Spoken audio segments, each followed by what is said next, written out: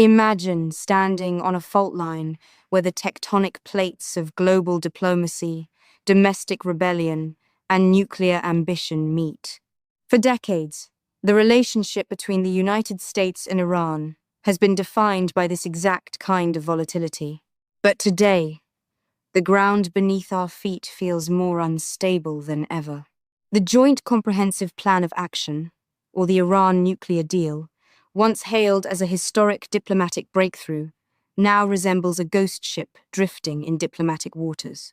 We hear the phrase, Iran deal, constantly in the news. But what does its current paralysis actually mean for the ordinary citizen in Tehran, or for the balance of power in the Middle East? Today, we are going to strip away the talking points and look at the hard intelligence. We want to understand if the dream of a democratic Iran is being crushed by the weight of international sanctions, or if the regime is quietly building a fortress that cannot be breached. It is a fascinating and highly complex puzzle. To understand where we are today, we have to look at the sheer distance between the original intent of the 2015 agreement and the reality on the ground right now. Back then, the deal was built on a simple transaction. Iran limits its nuclear program, and the West lifts crippling economic sanctions. But when the US walked away in 2018, that transaction collapsed. Today, Iran is enriching uranium to 60% purity, which is technically just a short step away from weapons-grade 90%. They are using advanced centrifuges that operate at speeds we did not even anticipate a decade ago. The diplomatic leverage the West once held has evaporated, and we are left with a situation where Iran is essentially a threshold nuclear state. They have the technology and the material. All they need is the political decision to cross the finish line. That threshold status is terrifying to many, but it also raises a critical question about strategy. If the diplomatic path is stalled, what is the alternative? Sanctions were supposed to bring the regime to its knees, force them back to the negotiating table, or perhaps even spark a domestic uprising that would change the government entirely. Yet, the regime is still standing. Are we looking at a policy failure, or is there a deeper game being played here that we are missing? It is definitely a policy paradox. The theory behind maximum pressure was that economic isolation would starve the regime of resources, and to some extent, it did. The Iranian rial has plummeted, inflation is rampant, and the average Iranian struggles to buy basic goods. But here is the catch. Sanctions are a blunt instrument. Instead of weakening the ruling elite, they often decimate the middle class, which is historically the engine of any democratic movement. The Islamic Revolutionary Guard Corps, or the IRGC, actually thrives in a sanctioned economy because they control the black markets and the smuggling routes. They become the gatekeepers of the economy. So, while the population suffers, the regime's security apparatus grows more entrenched. They have adapted to the pressure, creating what they call a resistance economy, heavily supported by oil sales to countries like China that are willing to bypass Western financial systems. So, in trying to weaken the regime, we might actually be weakening the very people who could change it from within. That brings us to the internal dynamics of Iran. Over the past couple of years, we saw the incredible courage of the woman, life, freedom movement. Millions of Iranians, led by young women, took to the streets demanding fundamental change. It felt like a tipping point, but the regime responded with brutal force. Where does that internal resistance stand now? Is the desire for democratization still alive? Or has the crackdown successfully silenced the population? The desire is absolutely alive, but the expression of that desire has changed. The street protests may have quieted down due to the sheer brutality of the state's response, executions, mass arrests, and systemic violence, but the underlying grievances have not gone away. In fact, they have intensified. What we are seeing now is a quiet, persistent resistance. Women refusing to wear the mandatory hijab in public, labor strikes, and a general refusal to participate in the regime's political theater. The low voter turnout in recent elections is a clear indicator of a massive legitimacy crisis. The regime can control the streets with guns, but it cannot force the population to believe in its ideology anymore. The gap between the aging ruling clerics and a young, highly educated, internet-savvy population is a canyon that cannot be bridged.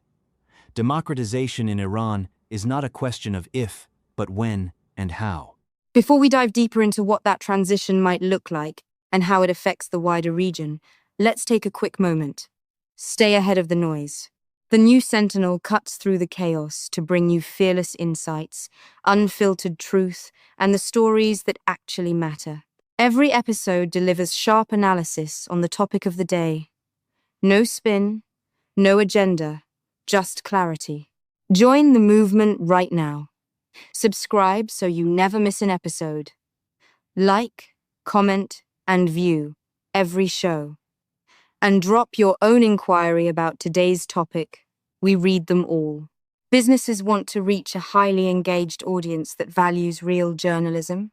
Advertise with the new Sentinel. Reach out today at claybead@yahoo.com. The new Sentinel. See clearly, stay informed. Subscribe now. Returning to the internal dynamics, it is crucial to realize that a transition to democracy in Iran won't look like a sudden, peaceful, Western-style election. If the regime begins to fracture, we could see a highly volatile period. The IRGC has a massive stake in maintaining the status quo, both ideologically and financially. If they feel their survival is threatened, they won't hesitate to pull the region down with them. That is the nightmare scenario for neighboring countries. If we look at the wider Middle East, Iran's influence is felt everywhere through its network of proxies in Yemen, Syria, Lebanon, and Iraq. How does the current stalemate between the US and Iran shape these regional dynamics? We recently saw some diplomatic thawing, like the Saudi-Iran normalization brokered by China. Does that signal a shift towards stability? Or is it just a tactical pause? It is highly tactical. The Saudi-Iran détente was less about genuine friendship and more about risk management.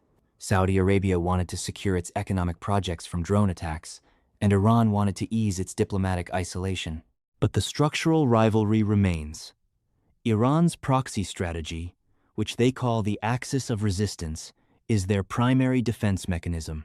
Because their conventional military is outdated due to decades of embargoes, they rely on asymmetric warfare. They project power outward so they don't have to fight wars on their own soil. Any change in Tehran, whether it is a hardline escalation or a democratic transition, will send shockwaves through these proxy networks. If a democratic government were to emerge, one of the first things they would likely do is cut funding to foreign militias to focus on rebuilding the domestic economy. That would completely rewrite the security architecture of the Middle East. It is fascinating to think about. A democratic Iran could actually lead to a more stable Middle East because the ideological drive to export the Islamic Revolution would disappear. But getting from here to there seems like walking through a minefield. The international community seems divided on how to handle this. The US and Europe are often out of sync, and now we have Russia and China deepening their ties with Tehran. Iran is supplying drones for the war in Ukraine, and in return, they are getting advanced military technology and diplomatic cover at the UN. It feels like Iran is no longer just a regional challenge, but a key player in a new global alignment. That is a critical point. Iran has successfully integrated itself into what we might call the axis of evasion. By aligning closely with Moscow and Beijing, they have insulated themselves from Western pressure. This global polarization makes a new nuclear deal almost impossible. Why would Iran make concessions to Washington when they can sell oil to Beijing and exchange military tech with Moscow? The geopolitical landscape has shifted dramatically since 2015. The West can no longer dictate the terms of engagement the way it used to. So, if the old tools of diplomacy and sanctions are no longer working, what is the path forward? We are looking at a regime that is highly resilient, globally connected, yet domestically fragile.